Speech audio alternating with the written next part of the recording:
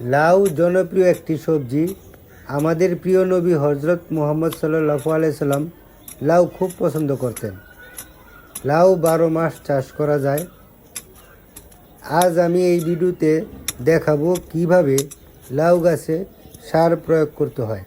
প্রথমে গাছের চারিদিকের মাটি ভালো করে আলগা করে নিতে হবে। এরপর গাছের চারিদিকে 1 ফুট দূরে ড্রেনের মতো করে নিতে হবে। আমি চারিদিকে ড্রেনের মতো করে নিলাম।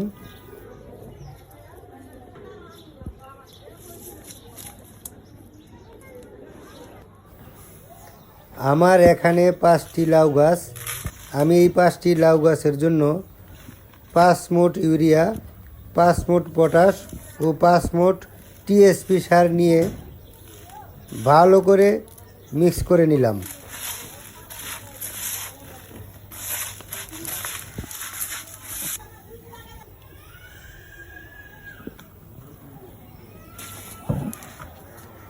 এখন আমি সারগুলোকে গাছের চারপাশে ড্রেনের মধ্যে দিয়ে দিলাম।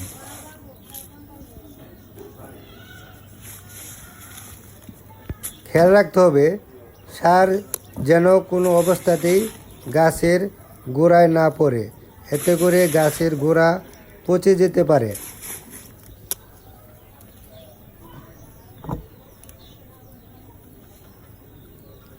এরপর মাটি দিয়ে ড্রেন ভরাট করে দিয়ে হালকা করে পানি দিয়ে দিলাম।